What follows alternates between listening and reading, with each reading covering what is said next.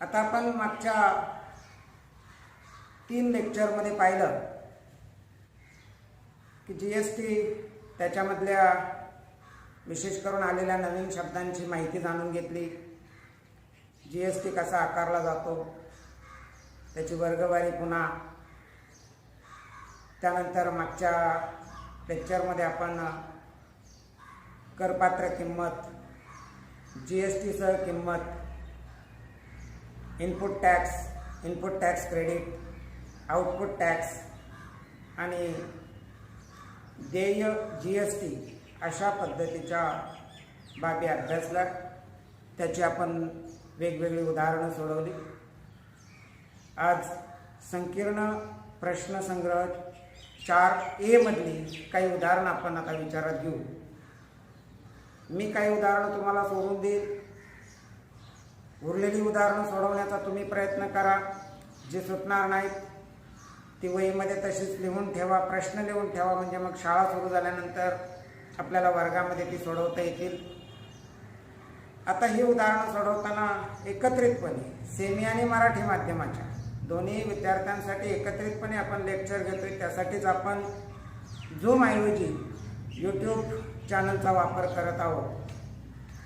आणि मग ही उदाहरणं सोडवत असताना आता आपण असं करूया की एक उदाहरण सोडवताना कुठल्या तरी एकाच भाषेमध्ये एक्सप्लेनेशन मात्र दोन्ही भाषांमधून मी देईल. उदाहरण सोडवत असताना सेमीच्या विद्यार्थ्यांसाठी इंग्रजीमधून, मराठी माध्यमाच्या विद्यार्थ्यांसाठी मराठीमधून हे एक्सप्लेनेशन मी देईल. पण लिहिताना, फळ्यावर लिहिताना एकाच कुठल्या तरी भाषेमध्ये लिहिणं ते आपल्या सर्वांच्या सोयीचं आहे. तर मित्रांनो, आता आपण उदाहरण सोडवायला घेऊ. दोन्हीही आपापल्याकडे तुमच्याकडे पुस्तकं आहेत. मी दोन्ही पुस्तकं समोर ठेवलेली आहेत प्रश्नांसाठी. आता 4A मधला पहिला जो प्रश्न आहे तो तुम्हाला मी सोडवायला सांगितलेला आहे की ज्याच्यामध्ये बहुपर्यायी प्रश्न आहेत.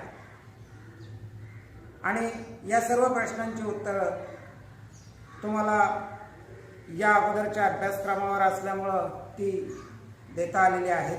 तो प्रश्न तुम्ही सोडवलेला आहे असं गृहीत धरून वळूया पुढच्या प्रश्नाकडे. प्रश्न क्रमांक 2 मराठीतून वाचतोय.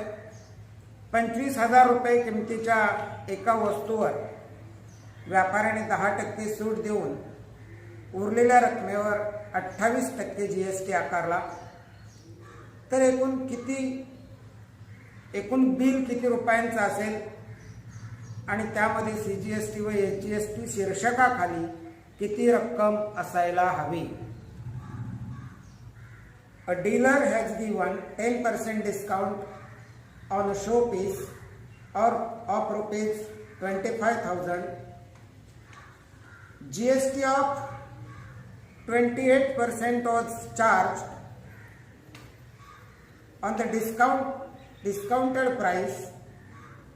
Find the total amount shown in the tax invoice. What is the amount of SGST and HGST? CGST and SGST. आता थोडंसं वेगळ्या प्रकारचं उदाहरण. 9वी मध्ये, त्याच्या अगोदर 8वी मध्ये आपण सूट, कमिशन, डिस्काउंट अँड कमिशन याबाबत अभ्यासलेला आहे. इथे या व्यापाऱ्यानं जी एक वस्तू विकलेली आहे तिची किंमत आहे 25,000 रुपये.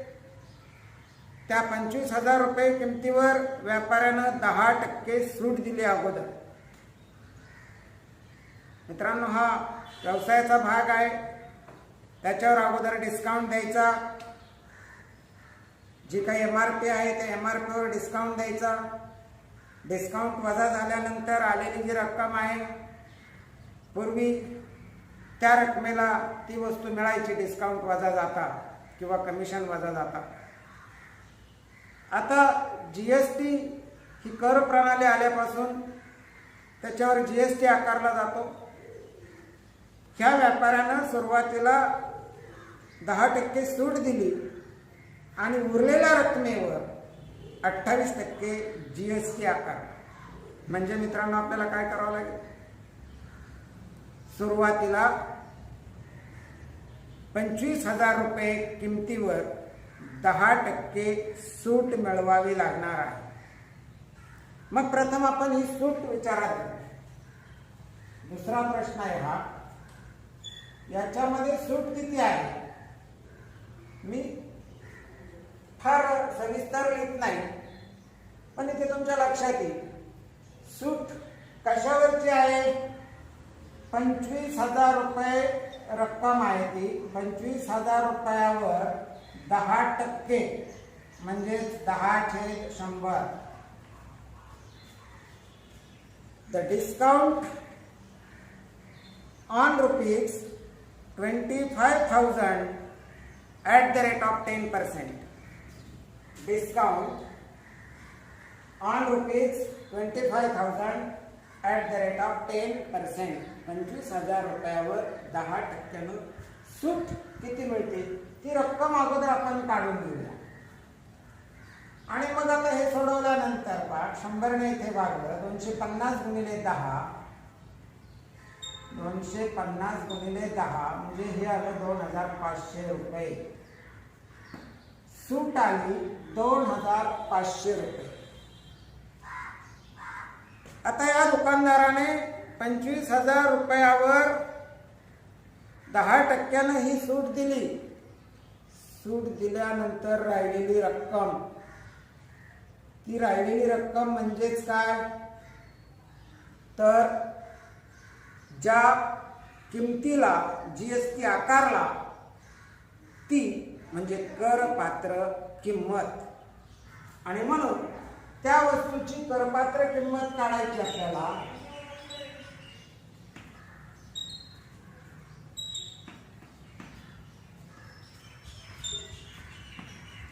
ही करपात्र किंमत काढत असताना मूळ रक्कम जी होती ती 25,000 होती. त्याच्यावर आकारलेली सूट जी आहे ती 2,500 रुपये आहे.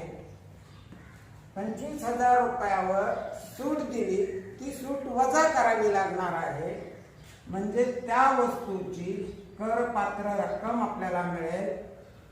ही वजाबाकी केल्यानंतर 25,000 वजा 2,500 म्हणजे 22,500 रुपये ही त्या वस्तूची करपात्र किंमत आहे, सूट वजा केल्यानंतर. After giving discount on rupees 25,000 at the rate of 10%, the discount amount is rupees 2,500. So subtracting this discount from the initial or original value of that article,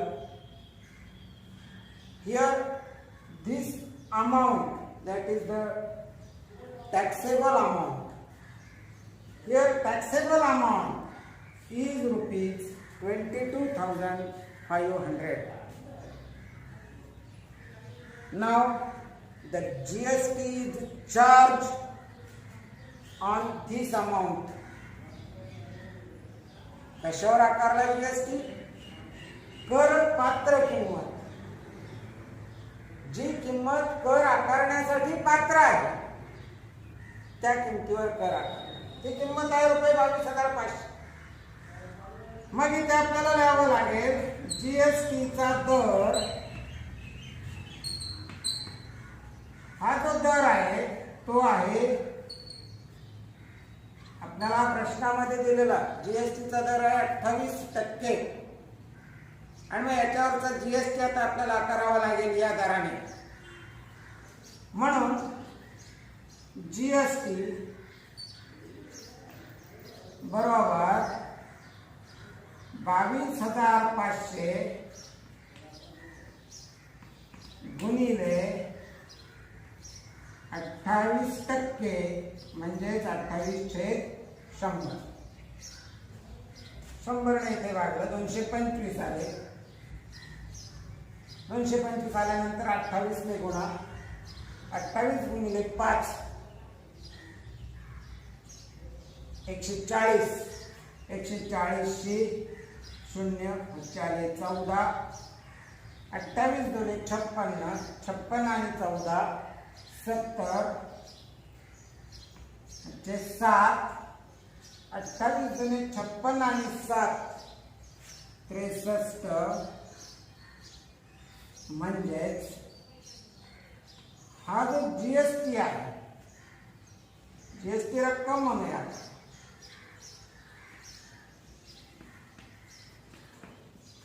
the GST charge on this taxable amount at the rate of 28%, the amount of GST is rupees 6,300. Then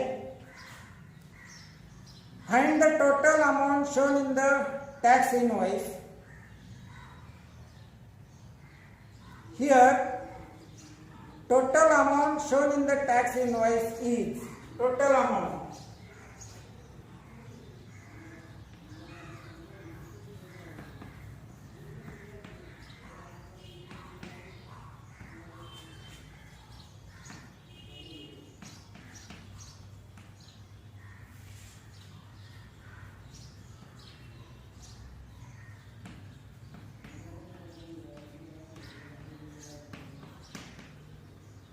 total amount in the tax invoice of the dealer, त्या वितरकाच्या कर विधेयकातील एकूण किंमत आपल्याला काढावी लागणार आहे. ही एकूण किंमत किती, तर रुपये करपात्र किंमत 22,500 अधिक त्याच्यावर आकारलेली जीएसटीची रक्कम रुपये 6,300, एकूण कर विधेयकातील एकूण किंमत जी आहे ती रुपये करालेली तिथे 0, 0, 3 आणि 5 8, 6 आणि 2 8, 2 रुपये 28,800 ही एकूण किंमत आली त्या कर विधेयकाची. Total value in the tax invoice is rupees 28,800. Also find what is the amount of CGST and SGST. Here the amount of CGST is equal to the amount of SGST is equal to GST divided by 2. CGST आणि SGST ची ही रक्कम काढण्यासाठी आपल्याला GST ला 2 ने भागावं लागणार आहे. GST आहे रुपये 6,300 भागिले 2, 2 त्रिक 6, 2 एके 2, 2 पंचे 10, 2 शून्य 0 आणि मग स्वतंत्रपणे उत्तर द्यायची विचारलेल्या प्रश्नानुसार की त्या कर विधेयकातील किंवा सीजीएसटी आणि एसजीएसटी शीर्षकाखाली आलेल्या ह्या रक्कम आहेत. त्यानंतर एकूण बिल किती रुपयांचं असेल, तर एकूण बिल रुपये 28,800 रुपयांचं असेल. Total amount shown in the tax invoice is rupees 28,800. CGST equal to rupees 3,150 and SGST also equal to rupees 3,150. ठीक आहे, समजलं. यानंतर आता आपण पुढच्या प्रश्नाकडे जाणार आहोत. पुढचा प्रश्न आहे मित्रांनो, readymade garment shopkeeper gives 5% discount on the dress of rupees 1,000 and charges 5% GST on the remaining amount. Then what is the purchase price of the dress for the customer?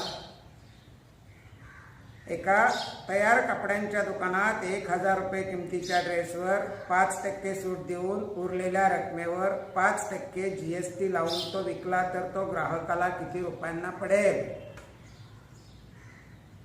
अगदी आत्ता आपण जे उदाहरण पाहिलं तशाच प्रकारचं हे उदाहरण आहे. इथे अगोदर सूट दिलेली आहे. याही प्रश्नामध्ये ती सूट दिलेली होती. दर वेगवेगळे, किमती वेगवेगळ्या आहेत. त्यानंतर उरलेली रक्कम, जसं की इथे उरलेली रक्कम होती, ज्या उरलेल्या रकमेलाच आपण करपात्र किंमत किंवा टॅक्सेबल अमाऊंट म्हटलेला आहे. आणि मग या करपात्र किमतीवर GST कर आकारलेला आहे. तसं अगोदर त्या ड्रेसच्या किमतीवर सूट दिली. सूट दिल्यानंतर त्याच्यावर त्याच दराने GST लावून विकला. आणि ते असं सोडवायचे तर तो ग्राहकाला किती रुपयाला पडेल? जसे की ते ग्राहकाला हे 22,500 अधिक GST 6,300 म्हणजे 28,800 रुपयांना त्या डीलरने ते करबीजक तयार करून ती वस्तू विकलेली आहे. मग त्या प्रकारे आता हे उदाहरण तुम्ही सोडवू शकाल. त्याच्यानंतर पुढे आहे सुरत, की जे गुजरातमध्ये आहे. स्पष्ट उल्लेख आहे. सुरत गुजरातमधील एका व्यापाऱ्याने 2.5 लाख करपात्र किमतीचे सुती कपडे राजकोट गुजरातमध्येच आहे येथील व्यापाऱ्याला विकले. तर या व्यवहारात राजकोटमधील व्यापाऱ्याला 5% दराने किती रुपये GST द्यावा लागेल? एकाच राज्यामध्ये झालेला व्यवहार आहे. दोघेही व्यापारी आहेत, GST होल्डर्स आहेत. मुद्दा मी ते सांगायचा हेतू हा की हे जे करबीजक आहे, हा जो व्यवहार आहे तो B2B, बिझनेस टू बिझनेस या प्रकारामध्ये येतो. 2.5 लाख रुपये करपात्र किंमत आहे, त्याच्यावर 5% दराने GST आकारायचं. या प्रकारचे उदाहरण आपण प्रॅक्टिस सेटमध्ये सोडवलेली. त्यामुळे हे उदाहरण तुम्ही सोडवू शकता. तिसरं, चौथं. त्यानंतर अभ्यास आपण 5वं उदाहरण. उदाहरण वाचतोय प्रथमतः मराठीतून. श्रीमती मल्होत्रा यांनी 85,000 रुपये करपात्र किमतीचे सोलार ऊर्जा संच विकत घेतले व 90,000 रुपयांना ते विकले. वस्तू व सेवा कराचा दर 5% असल्यास त्यांना या व्यवहारात किती रुपयांची वजावट म्हणजेच ITC व किती रुपये कर भरावा लागेल? काही बाबी इथे स्पष्ट करण्याची गरज आहे की आपल्याला आतापर्यंत जी उदाहरणं सोडवली तिथे GSTचा दर म्हटलेलं होतं. या दराने GST आकारला, GSTचा दर एवढा एवढा आहे. इथे असं GST शब्द प्रयोग आला नाही, परंतु प्रश्नामध्ये स्पष्ट म्हटलंय वस्तू व सेवा कराचा दर 5%. मराठीमध्ये आपण पाहिलं GST म्हणजे काय, वस्तू व सेवा कर. त्यामुळे इथे तो GST या अर्थाने की 5% आपल्याला घ्यायचे. इंग्रजीमध्ये ते उदाहरण आहे. Shrimati Malhotra purchase solar panels for the taxable value of ₹85,000. She sold them for ₹90,000. The rate of GST is 5%. Here it is clear that the rate of GST is 5%. Find the ITC of Srimati Malhotra and what is the amount of GST payable by her. ठीक आहे, आता हे उदाहरण आपण सोडूयात. इथे ITC या संज्ञेशी पुन्हा या उदाहरणाचा संबंध येतो. ITC इनपुट टॅक्स क्रेडिट म्हणजेच मित्रांनो मग इथे परत आलं, जर ITC हा भाग आलेला आहे तर त्याचा संबंध हा इनपुट टॅक्स आणि आउटपुट टॅक्स या संज्ञांशी येतो. हे आपण विसरून चालणार नाही. मग उदाहरणामध्ये 85,000 रुपये करपात्र किमतीचे सोलार ऊर्जा संच विकत घेतले. ही करपात्र किंमत आहे. याचाच अर्थ त्याच्यावर आता तो GST आकारावा लागेल. जो काही GST श्रीमती मल्होत्रांनी अगोदर भरलेला आहे 85,000 रुपयावर, ही करपात्र किंमत आहे ना. करपात्र किंमत आहे म्हणजे त्याच्यावर दिलेल्या दराने किती 5% दराने त्याच्यावर GST आकारलेला आहे. त्यांनी जेवढा 5% 85,000 रुपयावर आकारलेला GST आहे तो खरेदीच्या वेळेला दिलेला आहे. पुढे व 90,000 रुपयांना विकले आणि मग 90,000 रुपयांना विकले त्यावेळेला GSTचा दर तेवढाच 5%. म्हणजेच आता त्यांनी GST गोळा केलेला आहे. हा कर जो आहे विक्रीच्या वेळेला गोळा केलेला आहे. म्हणजेच मग तो आउटपुट टॅक्स आहे. मग आता आपल्याला इथे हे उदाहरण सोडवायला घ्यायचे. ठीक आहे.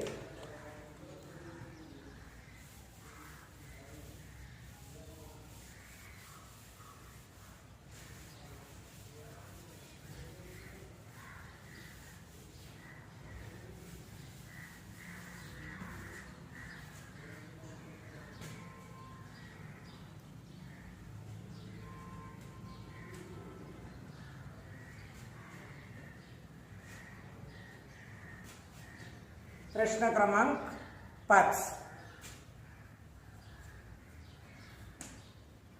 आता इथे पहा,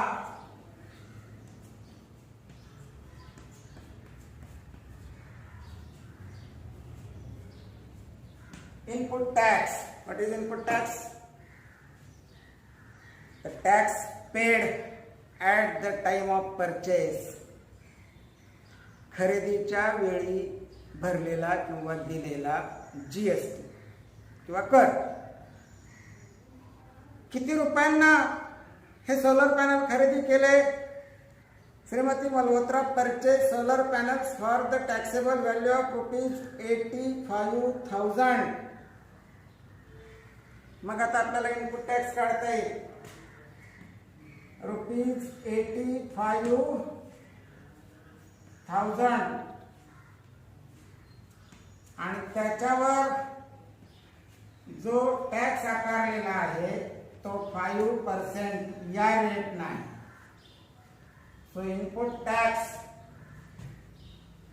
the tax charge at the rate of 5% on ₹85,000. 5% या दराने 85,000 रुपयावर आकारलेला GST जो असेल, जो भरलेला आहे, जो खरेदीच्या वेळेला दिलेला आहे तो इनपुट टॅक्स या संज्ञेमध्ये. मग आता 100 आलं. 500 5 25 अच्छे 2 48 आणि 2 42. म्हणजे इथे आलेला जो इनपुट टॅक्स आहे तो किती आहे? 4,250 रुपये. So amount of input tax is ₹4,250. Therefore, ITC. What is ITC? Input tax credit. वजावट. कुठली वजावट? वस्तू विकताना ज्या दराने GST आकारला, गोळा केला, विक्रीच्या वेळेला गोळा केलेला जो कर आहे त्यामधून अगोदर खरेदीच्या वेळेला भरलेला कर वजा करून घेणं, ही वजावट. Deduction of input tax from the output tax is called ITC, input tax credit. Shrimati Malhotra यांनी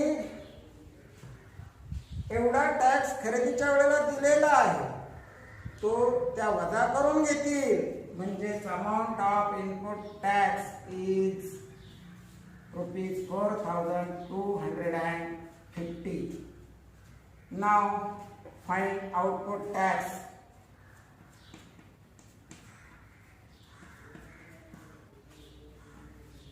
what is output tax? Output tax म्हणजे काय? विक्रीच्या वेळेला गोळा केलेला जीएसटी. हा विक्रीच्या वेळेला किती गोळा केला? श्रीमती मल्होत्रा यांनी तो सोलर पॅनल किती किमतीला विकलेला आहे? ₹90,000. So output tax is equal to ₹90,000 at the rate of 5%. 5% दराने ₹90,000 आकारलेला विक्रीच्या वेळेला मिळालेला गोळा केलेला जो जीएसटी आहे तो म्हणजे आउटपुट टॅक्स. 100 ने भागलं 500 500 5 45 रुपये 4,500. Output tax is ₹4,500. मग आता पुढे काय? तीन किमती आपल्याकडे आहेत. इनपुट टॅक्स आहे, इनपुट टॅक्स क्रेडिट आहे, त्यानंतर आउटपुट टॅक्स आहे. काय प्रश्न आहे मग? Find the ITC. Here amount of ITC is ₹4,250. And what is the amount of GST payable by her?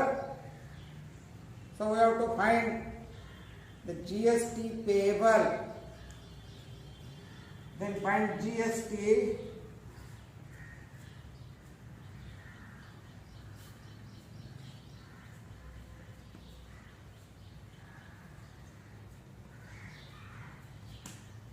GST payable equal to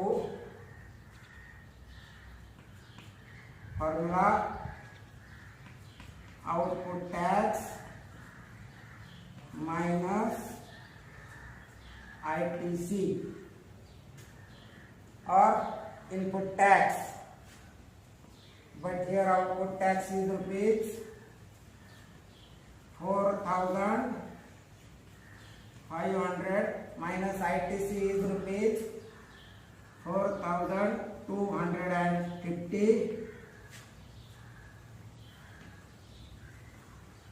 That is equal to ₹250. So amount of GST is ₹250. Then what is CGST and what is SGST? CGST equal to 250 divided by 2, SGST equal to 250 divided by 2. आणि मग त्या किमती येतील दोन्ही प्रत्येकी ₹125. तर या व्यवहारामध्ये ₹250 हा देय जीएसटी आहे. जीएसटी पेएबल, देय जीएसटी. भरलेला कर, गोळा केलेला कर, शिल्लक राहिलेला शासनाकडे पुन्हा भरायचा आहे. गव्हर्नमेंटकडे आपल्याला भरावा लागणार आहे. तो श्रीमती मल्होत्रा यांना तो राहिलेला म्हणजे देय म्हटलेलं आहे त्याला. देय कर किती आहे, पेएबल जीएसटी किती आहे, तर तो याप्रमाणे तो द्यावा लागणार आहे. अशा प्रकारचं हे एक उदाहरण आहे. त्यानंतर पुढे समजलं हे उदाहरण. आता पुढचा प्रश्न लगेचच पुढे 6वा प्रश्न काय आहे पहा. A company provided Z security services for the taxable value of ₹64,500.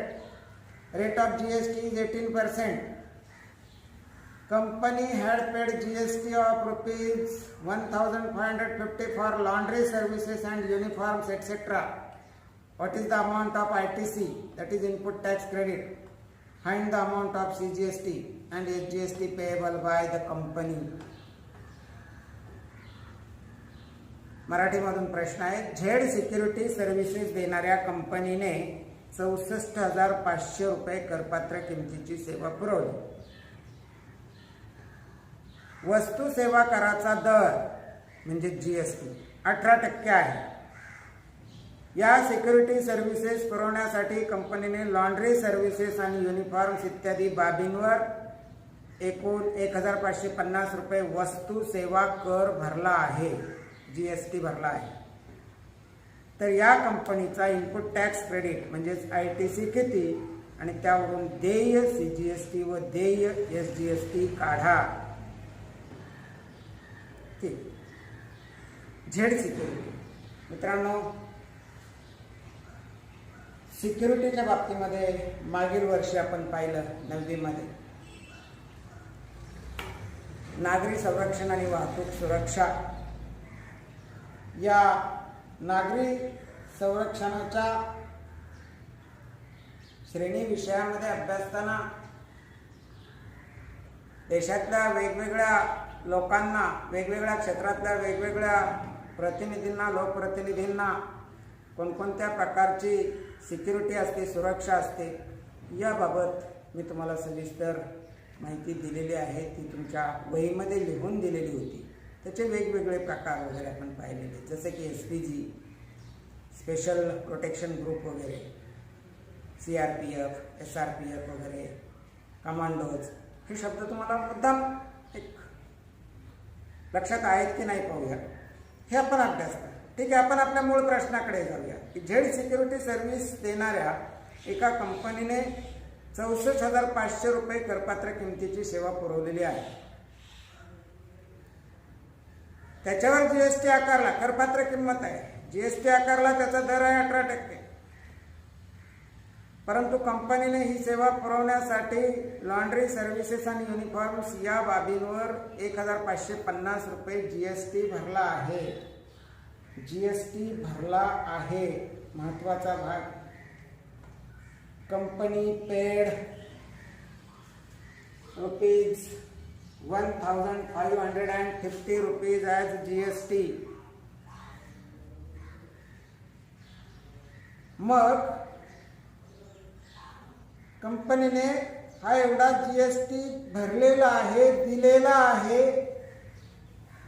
आतापर्यंतच्या 2-3 उदाहरणावरून लक्षात येईल.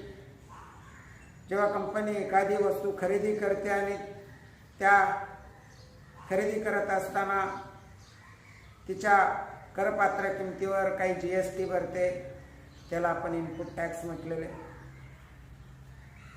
आणि तेवढीच ती पुन्हा वसूल करणार आहे, गोळा करणार आहे विक्रीच्या वेळेला, म्हणजेच तो ITC आहे.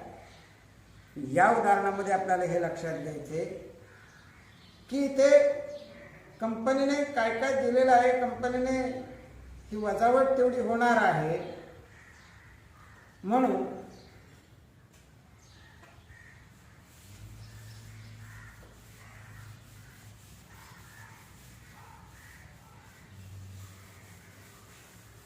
प्रश्न क्रमांक 6 आहे हा.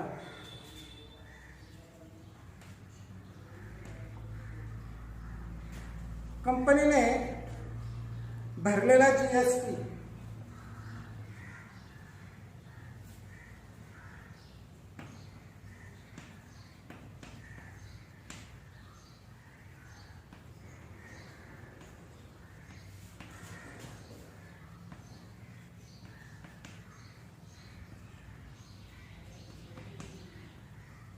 किती भरला कंपनीने GST?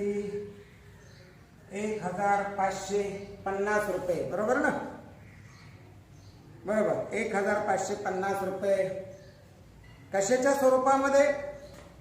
तर लॉन्ड्री सर्व्हिसेस आणि युनिफॉर्म्स या बाबींवरचा तो कर भरलेला आहे.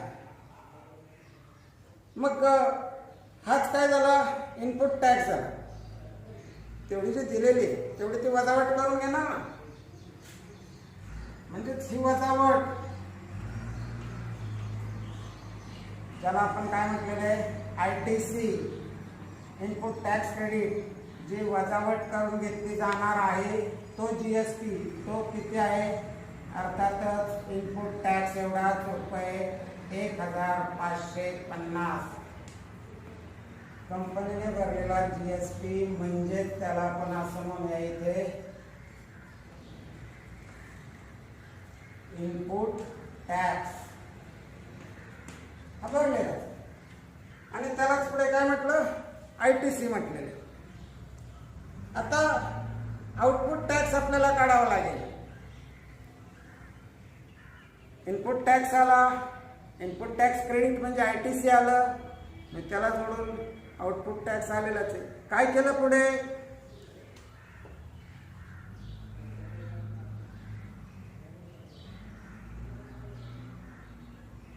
त्या कंपनीने 64,500 रुपये करपात्र किमतीची ही सेवा पुरवलेली आहे. मग आता 64,500 रुपयावर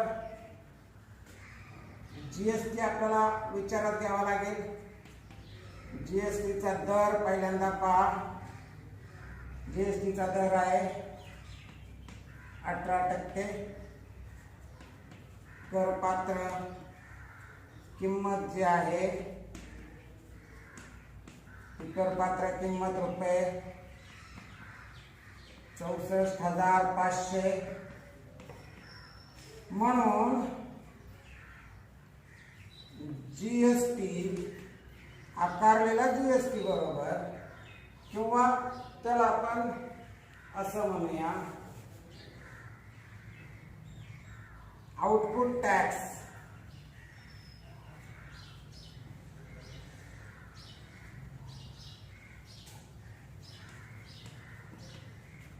तो कसं काढणार तर रुपये 64,500 वर 18% आकारलेला कर 100 ने भागलं 18 × 90 × 9 18 चौक 72 आणि 9 81 8 18 108 आणि 8 116. हा काय आला आउटपुट टॅक्स आला रुपये 11,610. इनपुट टॅक्स आहे, इनपुट टॅक्स क्रेडिट आहे, आउटपुट टॅक्स आहे. मग पुढचा मुद्दा काय येतो देय जीएसटी. जीएसटी पेएबल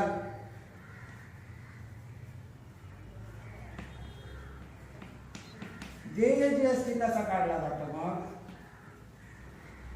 पुन्हा आउटपुट टॅक्स वजा input tax credit. Output tax आहे 11,610 रुपये वजा ITC आहे 1,550 रुपये. एकदाच येतो रुपये. तर आता हे वजा बाकी 0,6 त्यानंतर 0 आणि 10,060. हा काय आला देय जीएसटी आला. एकदा देय जीएसटीची रक्कम मिळाली की मित्रांनो CGST ची रक्कम आपल्याला मिळते. CGST म्हणजेच काय जीएसटी भागिले 2. मग जीएसटी किती आहे आता देय जीएसटी 10,060 भागिले 2 म्हणजे रुपये 5,030. तसंच जीएसटी सुद्धा जीएसटी काढताना आपल्याला जीएसटीला 2 ने भागावं लागेल. परंतु जीएसटी आहे 10,060 भागिले 2 म्हणजे इथे ही रक्कम पुन्हा जीएसटी बरोबर 5,030 रुपये आलेले आहे. आता पहा काय काय किमती मिळालेल्या आहेत. महत्वाचा भाग पहा कंपनीने भरलेला टॅक्स जीएसटी म्हणजेच इनपुट टॅक्स हा एवढा होता. तो सोर्स इनपुट टॅक्स क्रेडिट आहे, त्यानंतर हे आउटपुट टॅक्स क्रेडिट आहे, आउटपुट टॅक्स आहे, आउटपुट टॅक्स मधून इनपुट टॅक्स वजा केला की हा आला देय जीएसटी पेएबल. त्यानंतर त्याचं वर्गीकरण पुन्हा सीजीएसटी आणि एचजीएसटी वेगवेगळं विचारलेलं आहे, त्यावेळेला आपल्याला ते वेगवेगळ्या किमती मिळतात. अशा पद्धतीने आपल्याला हे उदाहरण सोडवता येईल.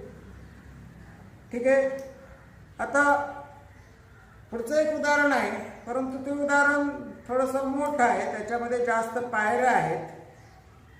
आता आपण ही 3 उदाहरणं पाहिली या प्रकारची, आणि तुम्हाला सोडवता येणारी उदाहरणं किंवा पुढची सुद्धा 2 स्टार क्वेश्चन्स आहेत. तिथे 7वा प्रश्न नाही आहे, परंतु पुढचा 8वा आणि 9वा स्टार क्वेश्चन्स आहेत, ते दोन्ही मी सोडून देईन.